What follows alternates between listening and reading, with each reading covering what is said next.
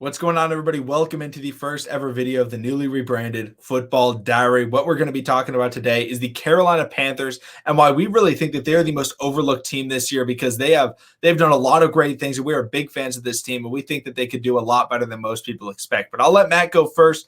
Matt, what are your thoughts on this Carolina Panthers team? Why are people overlooking them? Why are you so high on them? Well, there's a few reasons. I think what we should start out first talking about is not going to be quarterback. I think quarterback's the second discussion, but I know there's something that you wanted to address as well, and that is Christian McCaffrey, because for some reason, McCaffrey goes down with an ankle injury that he could have easily come back for, but his team didn't want to, have him further get injured in a season that was already lost. There was no reason to bring him back, so they don't. Well, now I've heard that Christian McCaffrey he's injury prone now. I don't know if you knew this, McConna, but apparently Christian McCaffrey is injury prone. I've seen him as low as like 5, 6, 7 in running back rankings. I'll be honest. I could understand someone making the argument to put Derrick Henry above him. If you have any other running back above Christian McCaffrey, I do not understand that at all. Now, just to kind of go into his skill set real quick, I think most people look at him and they go, oh, well, he's a receiving back. He's a guy that can go outside the numbers, but, he's limited. He's not very big. Christian McCaffrey is a top 3 inside rusher in the league, in my opinion. If you look at the amount of home run potential that he has on plays through the A gap and the B gap, he's phenomenal. That is where he makes his money in the run game. And yes, he's a great outside runner, but where he is really, really lethal is in between the tackles. And that, for some reason, just gets forgotten about. We also forget that McCaffrey is if he was just a receiver, he could possibly be a Hall of Fame receiver, in my opinion. I think so. I think he has the abilities to do that. Now, we see him do that out of the backfield. He is spectacular in that. So if anyone's saying that I could understand being below Derrick Henry. I'm not going to say that. But we've seen what Derrick Henry brings, and more specifically, what Derrick Henry brings in November and December when everyone else is getting tired. But Christian McCaffrey had one of the best running back seasons of all time in 2019, and we're just forgetting about it now. So I'm shocked that that's the case. But McConna, do you agree with me that the McCaffrey slander is getting a little bit out of control? Well, yeah, and if anybody notices right there, they probably will recognize that I'm a Stanford football fan. And Christian McCaffrey is an absolute stud. And Matt, you talked about how he's so great on the inside. And there's a reason why people don't think he's an inside back. I'm not getting into it, but there's definitely a reason why people think, oh, this guy's just a pass-catching running back. Definitely a reason, very clearly a reason. But something that I see all the time, it's like I saw in a ranking the other day, and it had Nick Chubb ahead of Christian McCaffrey. And I was like, what the heck? Okay, one, let's just look at rushing the football. Nick Chubb is nowhere near Christian McCaffrey. And you may say, oh, but he has more yards. Yes, look at the offensive line.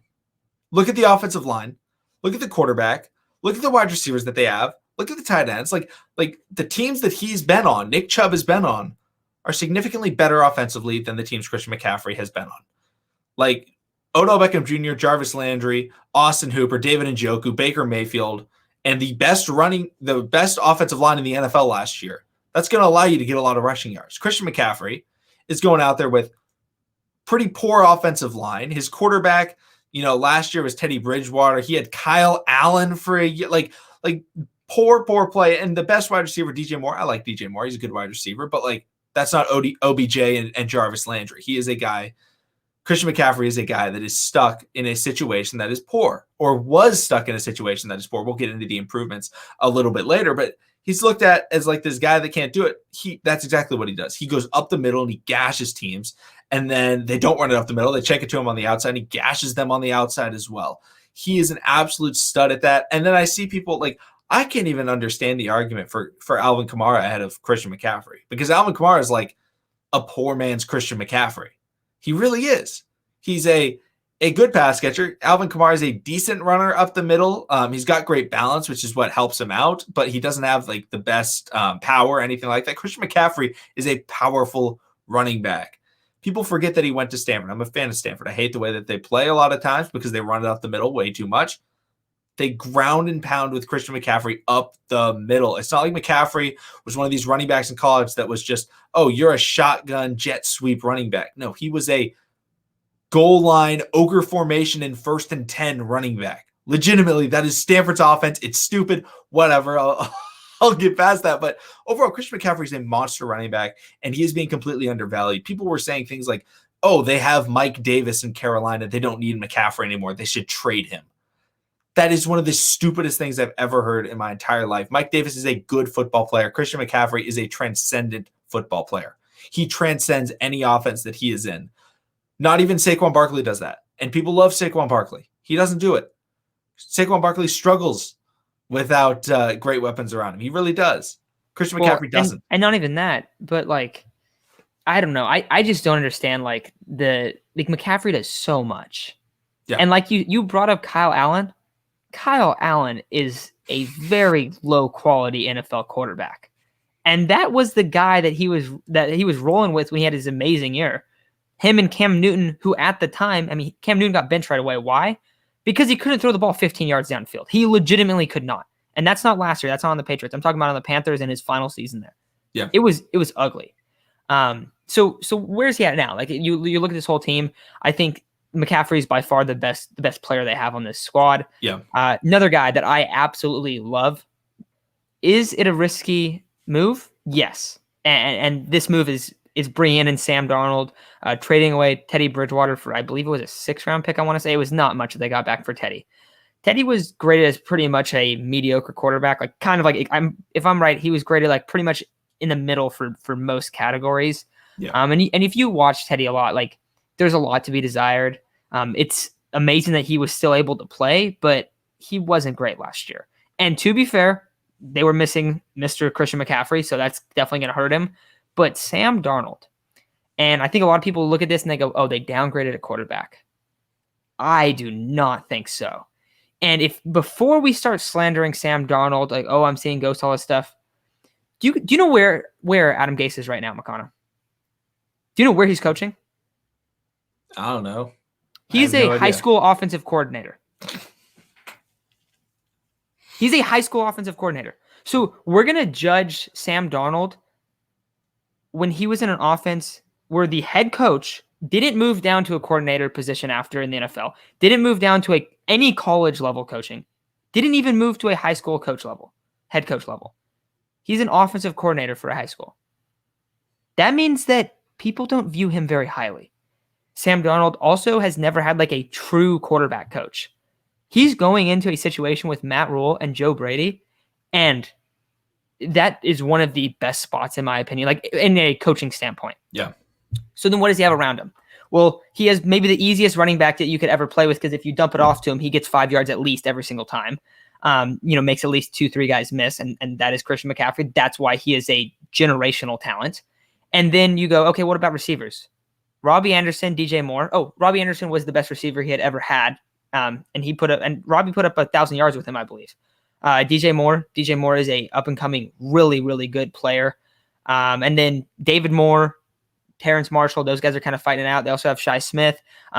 Tight end, not great. Dan Arnold is currently slated to be that starter. I like Tommy Tremble a lot, who I believe they took, I want to say in the 3rd round, maybe the 4th round. Very athletic type of guy. Comes from Notre Dame, I believe.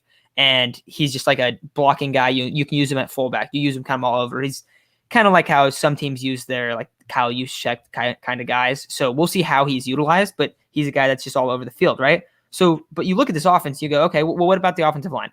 They just signed Taylor Moton, I think is how you pronounce it.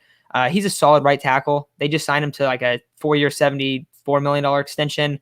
Matt Paradis is a solid center. He used to be on the Broncos, was very good there.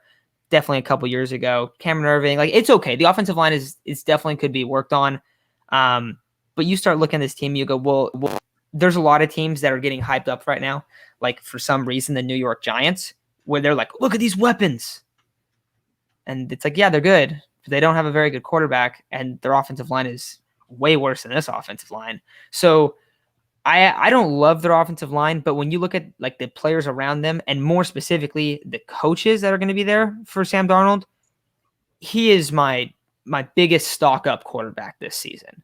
I think the last few years, like what I try to do is especially in fantasy, I never draft quarterbacks early in fantasy.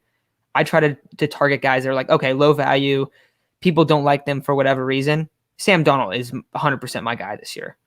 So I'm really excited for that. I love doing that, and this is my team, and this is my team that I'm really hoping that is able to come up and be a fantastic team. Because last year we were all about the football team doing that. Now for a much different reason, not the offense, for that defensive line, which was very obviously going to be a top 3 defensive line, which they were last year, and then they carried that team. Well, if you're going to be able to score as much as the Panthers are going to be able to score this year, you're going to win a lot of ball games. And right now they're slated at like 7.5 wins over under. I put like my max units on they're going to win over that because I think that's just ridiculous. But yeah, that's kind of where I'm at on the offense. And let me know what you think about that, but then we'll get into the defense after. Yeah, looking at overall at the offense, I'll kind of do the hybrid transition into the defense. You look at what they've done in the offseason. Not only did they bring in Sam Darnold, but they brought in a very, very talented wide receiver in Terrace Marshall Jr., who I actually, as a Baltimore Ravens fan, I looked heavily into Terrace Marshall Jr., 6'4", great speed, good athleticism, wide receiver out of LSU, and he could be a very, very good wide receiver in the NFL. He ended up sliding a little bit farther than I think a lot of people expected. I didn't think he'd be a first-round wide receiver, but some people were predicting that he could be a very late first-rounder, possibly going to the Titans or the Ravens. He ended up not going there. But overall, that's a great addition to that team. They bring in a young tight end in Tremble, and overall, this offense is going to be very, very good. And that was never the problem last year. The issue with them has been, being able to be good on defense. And that's why 2 seasons ago, not this last year, or I guess last year's draft, they went only on defense. And they took Derek Brown with their first pick. I believe it was pick number 7. I can't remember exactly which number it was. But they take Derek Brown, and a lot of people were very concerned. Like, oh, why didn't they take Isaiah Simmons? Well, they're playing smart football. They're not playing to be flashy. They are playing to try and build up a good defense based on the defensive line and then get into the secondary. So what did they do this year? They have the good pick, and they go out and they go with the first cornerback taken off the board. They take J.C. Horn out of South Carolina, who's an absolute stud. He's got great size. He should be able to play a very good cornerback spot. Now, it is going to be very difficult. However, the benefit is Julio Jones is no longer in that division. So I guess the only really good wide receivers you have to guard are Mike Evans, Chris Godwin, and Michael Thomas, which is still a pretty tough loadout of wide receivers to cover, but he's going to be doing a lot better than the guys that they've had previously. So, overall, their division is not built off of defense besides the Tampa Bay Buccaneers. It's built on scoring the football, and this team's going to be able to score the football with anybody in that division. They luckily finished off lower in their division than anybody else other than the Falcons, so that means that they have a better schedule. They play worse teams. That's very helpful when you're trying to be the kind of worst to first level. Obviously, the Falcons were the worst, but they were much lower, closer to the Falcons than they were, in the top 2 with the Saints and the Buccaneers. But they are going to be rivaling them. I don't know if I can clearly say, they're going to be a full-on, they're going to win their division. However, I think that they could be contending, and late in the season, it could be like, oh, Panthers have a shot. They'll have a shot, and then it rests on Sam Darnold, whether or not Sam Darnold can get them over that hump, because I think he's a very good quarterback. I don't think he's a transcendent quarterback. He's not going to make an offense significantly better. However, he could just maximize the potential that Christian McCaffrey and all those wide receiver weapons bring to them. And I think they could be a very lethal threat in the NFL with some good playmakers on the defensive side of the ball. Yeah, and you look at some of these guys, and I'll go back to Darnold real quick before I touch up on the defense. He has his last 2 years, he's had more interceptions than touchdowns. And so people go, oh, he sucks. Like I said, he was in the worst spot for a quarterback. I don't even think that is arguable. I think it is very clear he's in the worst spot. Is there a chance that he just isn't that guy? Of course. But he's in. I think the Panthers were this offseason of teams that need a quarterback. I think they were the second best destination for any quarterback to end up. I think the Niners were the first. I mean, you have Kyle Shanahan. That's going to speak for itself. And they have a much better group right now, I think, in terms of personnel, offensively and defensively. Yeah, maybe not offensively. But the Panthers, Joe Brady, Matt Rule, they immediately came in there. I love what they've done. And so you kind of look at just that coaching side. That's really good. And then I brought up the weapons. Like, the weapons are ridiculous. And it's so deep, too. And I don't know. I'm excited for their offense. Defensively, you brought up J.C. Horn. I want to say J.C. Horn went 7 and Derek Brown went 11 the year before. So I think that's why he had 7. I think it was a little bit later, but I could be wrong about Derek Brown. I love the Derek Brown No, pick. I believe he went 7. He Because was? Isaiah Simmons was picked right after by the Cardinals. Okay, then that would make sense. I love the Derek Brown pick. I didn't really care for the JC Horn pick. Guess what? Reaching on a draft pick, if it's a need, doesn't mean that your organization doesn't know what they're doing. Like they know what they're trying to build. Yeah. I can still like a team's defense because I think that they reach on a guy. The reason I think they reach, I think JC Horn definitely has a ton of upside, but I think there is going to be times when he struggles. He's pretty raw. So we'll see. Maybe it takes him a little bit to get going. But you know what else they did at corner? They added AJ Boye, who's suspended to start the year. AJ Boye could still be a really nice corner. Yeah. Maybe not that top like that when he was in Saxonville. Maybe not that level, but he's still a solid piece. Jeremy Chin kind of plays that money backer spot. Maybe looks a little bit like not exactly the same player, but kind of like that role that Jamal Adams has played, where he's just kind of all over the field wrecking the game. We saw they lost this game, but he should have had he should have pretty much sealed the game against the Vikings last year, where he scored 2 touchdowns in I think it was 15 seconds. I believe it was the fastest, the closest consecutive scores by a defensive player in NFL history. And then after that game, he was in the conversation for Defensive Rookie of the Year. So he's a great player. Brian Burns, maybe not a top end pass rusher, but probably that second tier of guys. And then, okay, who else do they bring in? They bring in a speed rusher, Hassan Reddick. They have Gross Matos that was drafted very recently. I already brought up Derek Brown. So that defensive line is coming together. You got a piece in the secondary, a couple good corners. The linebacking core, don't necessarily love it. I like Shaq Thompson. Denzel Perryman is kind of bounced around a little bit, but not like a household name or anything like that. Jermaine Carter came out of Georgia. I liked him a little bit more coming out than I think I would now. So is it crazy? No. But they have some guys that are going to make plays. And where do they have those guys? They have one of them is just in this game record role. And then probably I would say the other 3 most important players on that defense are Derek Brown, Brian Burns, and Hassan Reddick. Those are all on the defensive line. That's how you want to build up a defense. If you don't have that top end talent, at least be in a situation where those guys, if it's a tie game, what's going to happen at the end of the game? They're going to have the pass rush ready to go in the fourth quarter. That's going to be that's where they're going to try to win. They're going to be a team that's going to squeak out a few wins here and there. And I think what that's going to get them to, I guess my overall prediction for this team is I think they're going to make the playoffs. I think they're going to sneak in as a wild card team. Now, this is, of course, as long as you don't have significant injuries. And that would be Christian McCaffrey, Sam Darnold, Brian Burns. Those are probably the guys I would be really afraid if it got hurt. But yeah, there are a couple teams that you would probably give better odds to make the playoffs. Yeah, sure. But this is a team, and we see this every year. There's teams that disappoint that should be in that playoff tier. And then there's also teams that get hurt or whatever the case is. Saw that a lot last year where it's just kind of random. But this roster is really good, and this is a coaching staff that I really believe in. So I think they're going to squeak in. I think they'll be the 6th, 7th seed in the NFC. Definitely think they're a better team than the Falcons right now. I'm very, very interested to see what the Saints look like. I think the Bucks. I bet the Bucks over, which was 11.5. So I believe in the Bucks. But I think there could potentially be 3 teams from this division that make the playoffs, which is pretty crazy. So I think that the Panthers are going to end up second in the NFC South, and I think that they're going to end up being that 6th or 7th seed and make it as a wild card. Yeah, this is not a team that you want to overlook on your schedule anymore. This isn't the Panthers of last year or the year before that. This is a team that you do not want to play, especially late in the year. They're going to be working hard. They're going to have good playmakers. The chemistry is going to develop with Darnold and the wide receivers other than Robbie Anderson. He's already got that. They're going to be scary, and JC Horn's going to improve throughout the season. Rookie corners typically start out pretty slow. However, they are able to finish the season typically on a good front if they're developed properly. And I expect JC Horn to work hard. Obviously, coming from his dad, who was a tremendously hard worker back in New Orleans playing in that division. So he probably wants to go out there and beat up on his dad's old team, the New Orleans Saints. So this is a team that everybody should be looking out for. This is a team that will be a lot of fun to watch. So if you ever see they're on and you're like, oh, I don't want to watch the Panthers, watch the Panthers. It's going to be a lot of fun. They're going to surprise a lot of people. But thank you, everybody, for watching this video. Tomorrow, we'll have a video out on a historical player. Don't know who it is right now, but should be a lot of fun. Make sure to subscribe for daily content. Make sure to subscribe for the historical content and the current content.